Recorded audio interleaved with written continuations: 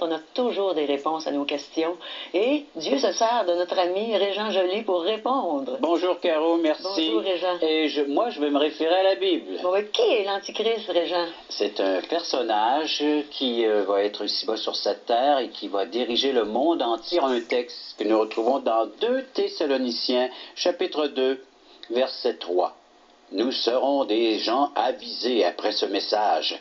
Oh là là. Que personne ne vous séduise d'aucune manière, car il faut que l'apostasie soit arrivée auparavant et qu'on ait vu paraître l'homme impie, le fils de la perdition.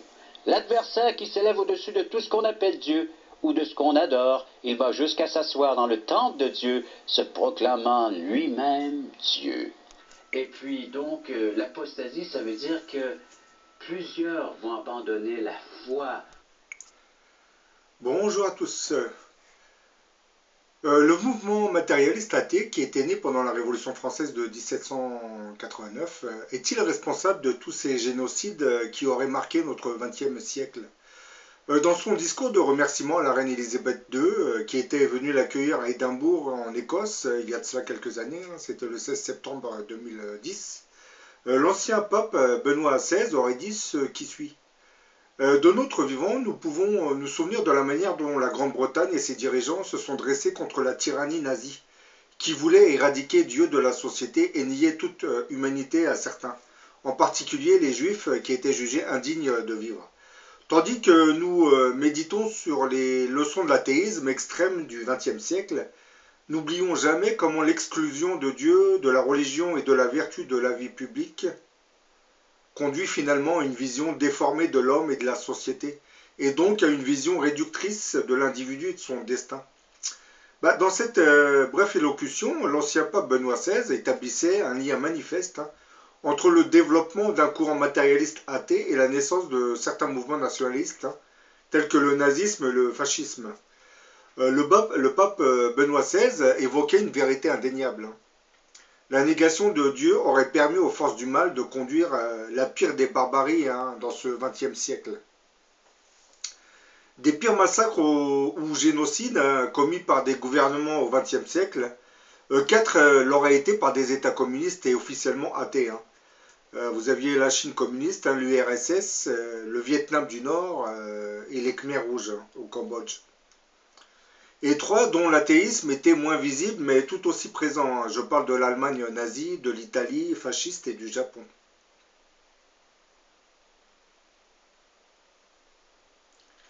Bien entendu, là j'ai évoqué les régimes communistes et les régimes fascistes, mais n'oublions pas que nos chères puissances européennes dites coloniales ont aussi un tableau assez sinistre de génocide.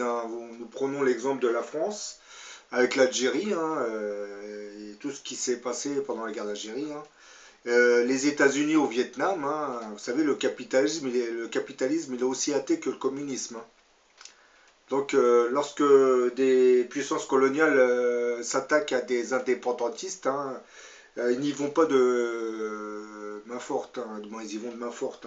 Ils répriment, ils massacrent et ils commettent des génocides. Ça avait commencé avec l'Espagne en Amérique latine, avec les Indiens. Ensuite avec la découverte de l'Amérique par l'Europe et la Grande-Bretagne, et puis le génocide des Indiens. Oui, tous ces génocides ont lieu pour quelle raison? Parce que les gens sont devenus athées. Le fait d'enlever cette foi qui existait en eux les a transformés en bêtes sauvages.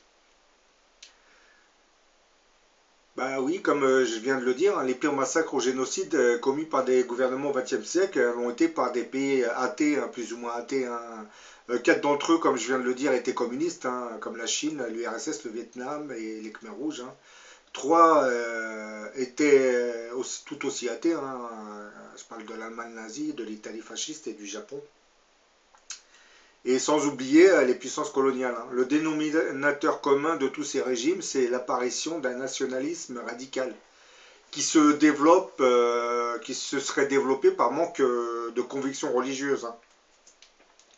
La naissance du nazisme, du fascisme et des partis communistes auraient tous pris leur source À partir de ce mouvement humaniste né pendant la Révolution française et dont le matérialisme athée se divisera en plusieurs branches. Le premier, du moins la première branche gravitant autour du dogme idéologique de la laïcité, et les autres tournant autour des systèmes idéologiques, économiques et sociétals comprenant le capitalisme, le libéralisme économique, le socialisme, le communisme et le féminisme. Pour comprendre les génocides communistes, il faut d'abord se référer à l'initiateur de cette idéologie qui est Karl Marx. Élevé dans une famille juive convertie à la religion luthérienne, Karl Marx regardait la religion comme l'expression d'une réalité matérialiste qui encourageait la justice économique et était un des facteurs qui contribuait à garder les masses dociles, endormies et complètement complaisantes. Perpétuant par le fait le statu quo et empêchant toute révolte de l'ouvrier. L'athéisme de Karl Marx était une conséquence directe de ces théories économiques. Car pour lui, la religion, qui n'était au départ qu'une simple superstition inoffensive, serait devenue avec le temps un outil de contrôle des masses par la classe dirigeante. Lorsque les communistes prendront le pouvoir pendant la révolution russe de 1917, en suivant le dogme élaboré, du moins écrit par Karl Marx, ils s'empresseront de légiférer sur l'interdiction du culte. Beaucoup d'églises seront fermées pendant cette période communiste en Russie. Pour Karl Marx, la religion était l'opium du peuple. Donc pour libérer le peuple de cette aliénation, il fallait se débarrasser de la religion.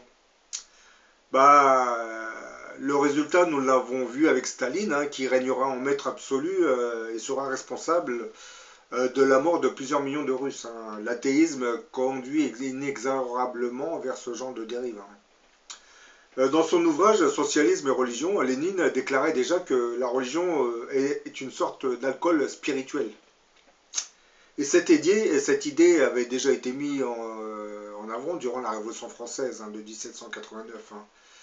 La nouvelle Assemblée législative s'attachera à déchristianiser complètement la France à cette époque. Bien avant les communistes de 1917 en Russie, l'Assemblée française votera la confiscation des biens de l'épiscopat, la légalisation des divorces et la fermeture des églises. C'est pour vous dire. Dans chacun des deux cas, que ce soit dans la Révolution française ou la Révolution russe, on peut dire que dans chacun de ces deux cas, cela avait servi de prétexte pour s'approprier les biens de l'Église et ses terres. La Bible nous avait bien mis en garde contre l'avènement de ce matérialisme athée, qui, comme nous le savons maintenant, serait apparu pendant le déclenchement de la Révolution française en 1789. Et ça, c'est précisé clairement dans le chapitre 2 des Thessaloniciens, versets 3 à 4. C'est ce que vous avez entendu tout au début. Bon, je vous le relis. Que nul ne vous trompe d'aucune manière, il faut d'abord que vienne l'apostasie et que se révèle l'homme d'iniquité. Le fils de perdition, l'adversaire, celui qui s'oppose et se dresse à l'encontre de tout ce qui porte le nom de Dieu, ou reçoit un culte au point de siéger en personne dans le sanctuaire de Dieu, se produisant lui-même comme Dieu. Ce verset biblique ne faisait-il pas allusion à l'avènement de ce mouvement humaniste né de la plume de certains philosophes français qui, profitant de la révolution de 1789, initieront le développement d'un courant matérialiste dont l'athéisme laïcisera complètement la société française. Et par la suite, toutes les nations anciennement chrétiennes européennes. Parce que tout est parti de la Révolution française en réalité.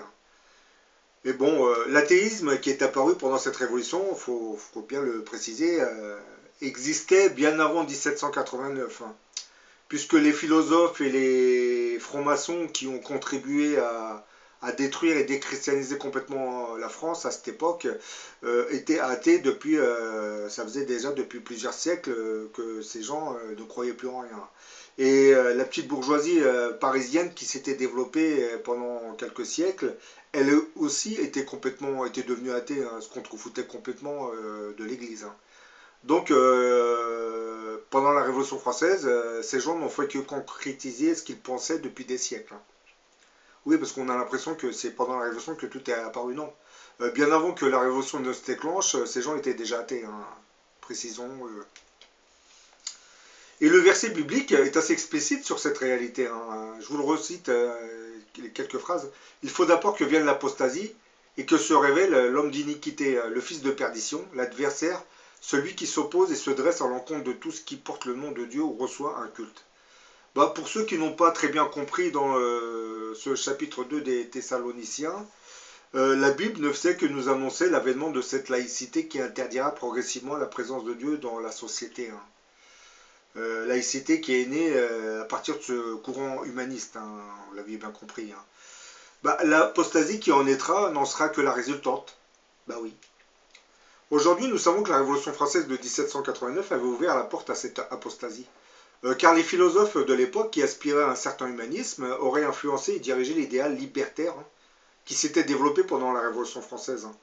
Certaines sociétés secrètes en général et la franc-maçonnerie en particulier apporteront leur aide aux philosophes pour qu'ensemble ils édifient une société laïque dont l'idéal central reposera sur la non-reconnaissance des lois de Dieu.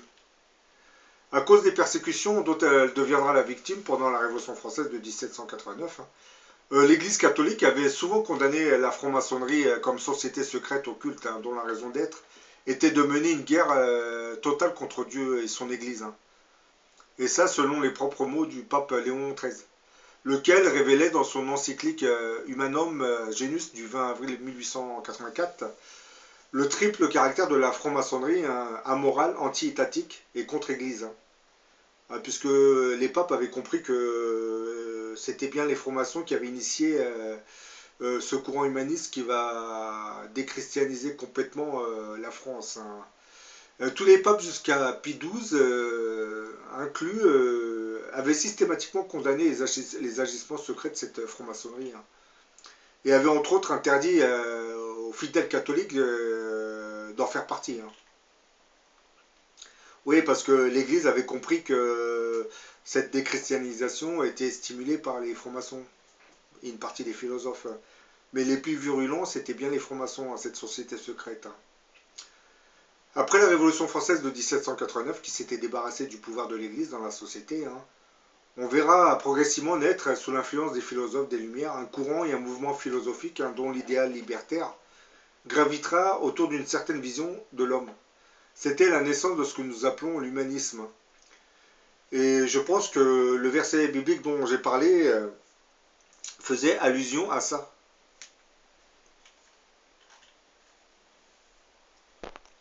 Moi, je vous le recite, que nul ne vous trompe d'aucune manière, il faut d'abord que vienne l'apostasie, que se révèle l'homme d'iniquité, le fils de perdition, l'adversaire, celui qui s'oppose et se dresse à l'encontre de tout ce qui porte le nom de Dieu, ou reçoit un culte, au point de siéger en personne dans le sanctuaire de Dieu, se produisant lui-même comme Dieu.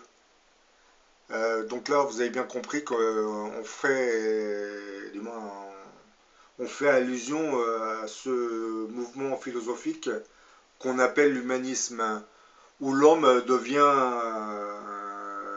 l'objet central. L'humanisme, c'est une sorte de philosophie dont l'idéal reposait sur la divination de l'être humain. L'homme qui désormais occulte les lois divines de son raisonnement a fini par développer un culte de la personnalité en s'adorant lui-même. De ce fait, on peut dire que cette philosophie humaniste, qui s'oppose aux religions en général et au christianisme en particulier, semble inverser ce sentiment d'adoration. Par exemple, dans le christianisme, l'homme adore le Christ, qui est au centre de ses préoccupations. Alors que dans la philosophie de l'humanisme, c'est l'homme qui est adoré. Il devient logiquement le centre de ses préoccupations. Et oui, c'est un peu ce qui était dit dans le petit verset biblique. La très grande force de ce mouvement humaniste, c'était d'avoir réussi à mener l'homme dans cette direction, mais sans même qu'il s'en aperçoive. Tout simplement parce que l'idéal libertaire qui était développé avait touché ce sentiment de bien-être chez l'homme. L'humanisme qui occulte de sa philosophie de Dieu finit progressivement par diviniser l'homme lui-même. Mais le problème, c'est que sans Dieu, l'homme est abandonné à ses passions, ses vices et se retrouve esclave de la chair. Il va entrer de plein pied dans le royaume du prince des ténèbres, à qui il laissera le champ libre pour lui inspirer tout un tas de suggestions.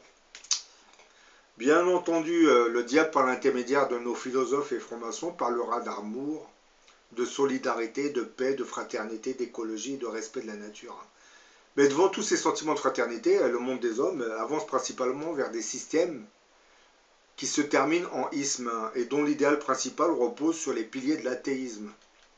Oui, c'est toujours en isme. Par exemple, lorsque nous entendons parler de socialisme, de communisme, de matérialisme, de libéralisme économique, de capitalisme, de féminisme et de laïcisme, on exalte les passions idéologiques de l'homme qui, refusant les lois de Dieu, essaie de les remplacer par des dogmes athées qui sont la résultante de ce mouvement philosophique humaniste né pendant la Révolution française de 1789. L'avènement de tous ces dogmes matérialistes qui se terminent en isme sont la concrétisation de ce que la Bible appelle l'apostasie, c'est-à-dire de ceux qui s'éloignent de la religion. Et grâce à un apport technologique, télévision, radio, aujourd'hui Internet, cette apostasie se serait généralisée depuis la Deuxième Guerre mondiale, en se développant sur une échelle planétaire. Donc on peut dire que c'est vraiment un signe annonciateur de l'arrivée de l'Antéchrist. Donc il ne faut pas trop se leurrer.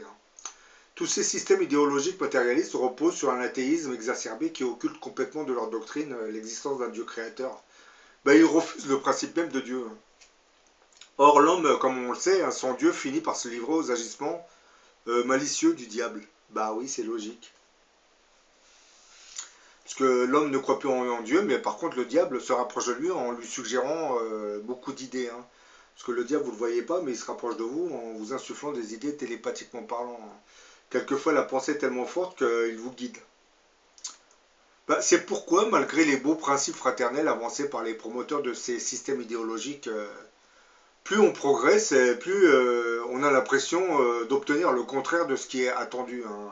On ne fraternise plus et on s'individualise au milieu de systèmes qui flattent nos égos. Là, c'est surtout pour le système capitaliste, parce que tout à l'heure on parlait du communisme, mais le capitalisme, c'est car mieux. Comme je l'ai dit dans beaucoup de mes vidéos, aujourd'hui nous avons une minorité qui a pris le contrôle économique et politique de nos nations, minorité qu'on appelle oligarchie. Et comme vous le savez, cette oligarchie développe une doctrine ultralibérale de l'économie, qui est basée, bien entendu, sur le pilier de l'athéisme, parce que ces gens ne croient plus en rien. C'est pour cette raison qu'ils spéculent des milliards, surtout dans l'alimentaire, dans les denrées alimentaires. Ils spéculent pour gagner des sommes incroyables et en agissant ainsi, ils appauvrissent complètement des pays entiers. Mais ça, ils s'en foutent complètement puisqu'ils sont athées. Ça ne croit plus en rien, ces gens. Donc le capitalisme, c'est une doctrine économique athée aussi. Parce que je vois que nos médias ont tendance à s'attaquer au communisme. Mais bon, nos médias, lorsqu'ils attaquent le communisme, c'est même pas pour son athéisme. C'est parce que le communisme a tendance à nationaliser les entreprises. C'est pour cette raison qu'on l'attaque, c'est pas pour l'athéisme qu'il représente. Puisque dans nos nations, elles sont tout aussi athées que les partis communistes de l'Est l'étaient. Le développement de cette philosophie humaniste oriente l'homme vers le plaisir du matériel en général et de la chair en particulier. Et on sait bien à quelle action mène la chair. Débauche, impureté, obscénité, idolâtrie, jalousie, meurtre, colère, envie, orgie et beuverie. Que tous les humanistes le comprennent, tant que vous resterez dans les systèmes en isme tels que ceux cités plus haut, vous obtiendrez toujours ce genre de résultat, même si l'idéal de tous ces systèmes vous donne l'illusion, je précise bien, vous donne l'illusion de la liberté, de l'égalité, de la fraternité. Surtout dans nos systèmes capitalistes, dans nos sociétés dites capitalistes, on nous fait croire qu'on vit librement, alors qu'en réalité c'est une liberté qui est très bien encadrée.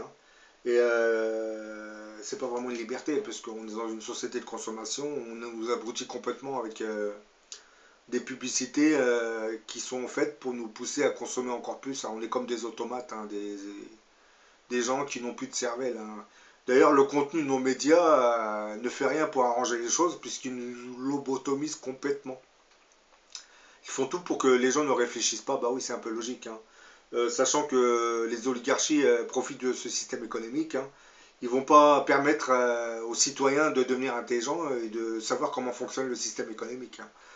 Si demain les citoyens savaient comment ces gens se jouaient de l'argent, je pense qu'ils se révolteraient tout de suite. Donc pour l'instant, ils sont tranquilles, ces oligarchies. D'ailleurs, comme j'ai dit dans certaines de mes vidéos, ils nous ont jeté en pâture un bouc émissaire qui est l'immigré de service maintenant. Donc pour l'instant, ils se sentent protégés. J'ai bien dit pour l'instant. La naissance de tous ces mouvements sociétals qu'on appelle communisme, socialisme, capitalisme, libéralisme économique et féminisme n'ont fait que concrétiser sur Terre cette prophétie biblique qui parle de l'apostasie générale avant l'arrivée de l'Antéchrist sur Terre. Le socialisme, tout comme le communisme, c'est une manière laïque de faire du communautarisme religieux. Et à travers le communisme, l'humanisme fait du religieux en occultant Dieu de son raisonnement. Vous voyez un peu la logique. C'est-à-dire, on essaye de refaire du religieux, mais sans Dieu. Ben oui, c'est un peu ça le communisme.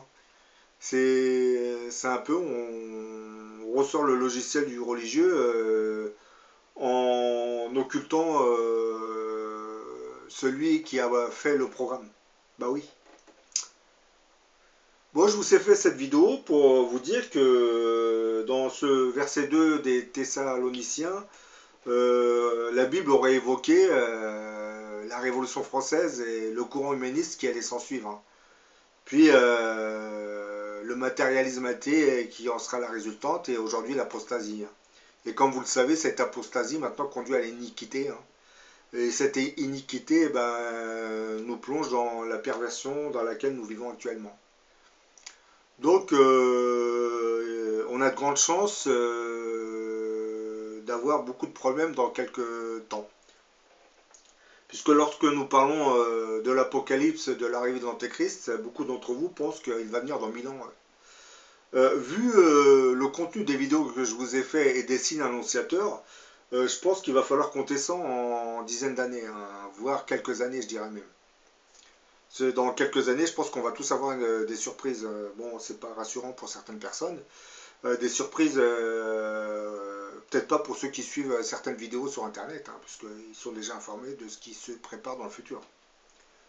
Et le fait que nous soyons entrés dans l'ère nucléaire, c'est un signe assez annonciateur quand même. L'apostasie, c'est un autre signe. Et lorsque l'Antéchrist se manifestera ou se présentera, là, c'est vraiment son moment. Là, il faudra se dire que ça y est, on en a pour quelques années avant que le désastre s'abatte sur notre planète. Parce que si, comme c'était précisé dans la prophétie bouddhiste, que l'Antéchrist, c'est-à-dire alias le grand monarque, portant le titre de Mahdi, se serait manifesté, du moins serait né dans les années 70, et actuellement, il serait déjà sur Terre. Par contre, il officierait dans le plus grand secret, mais bon, je pense que c'est pas lui qui contribue à l'apostasie généralisée. Ce sont les forces du mal qui sont en train de se déchaîner, puisque comme ils savent qu'il serait probablement né, ils se déchaînent. Ils accélèrent la perversion sous tous ces aspects. Ils essaient de, comment dire, dépasser ce qui se passait à Sodome et Gomorrhe. Puisque je pense, et puis les gouvernements, comme je l'ai dit dans une précédente vidéo, notre gouvernement ne va pas arranger la situation puisqu'il fera tout pour empêcher que ce grand monarque se présente au public. Puisque comme vous le savez, notre cher pays est contrôlé par une oligarchie financière et par des loges franc-maçonnes qui cadenassent complètement le pays. Oui, vous l'avez remarqué, je ne vais pas vous faire un dessin. Ces francs-maçons sont effrayés par l'Antéchrist, tout comme les oligarchies. Puisque comme c'est dit dans la Bible, l'Antéchrist, logiquement, va prendre le contrôle du monde, donc il ne va pas le prendre pacifiquement. Je ne le pense pas. Donc ça sera par des guerres. Parce que je l'ai dit, je pense que des guerres civiles se déclencheront un peu partout. Et à partir de ces guerres civiles, l'Antéchrist commencera à se manifester, à dominer. Puisque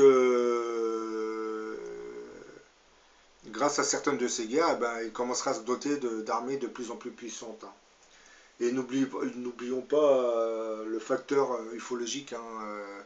Parce que comme nous le savons, si cet Antéchrist est envoyé par le Créateur des mondes, c'est-à-dire Dieu, et il y a de grandes chances qu'il entre en contact avec nos visiteurs extraterrestres. D'ailleurs, je pense qu'ils vont même mettre à sa disposition beaucoup de leurs appareils.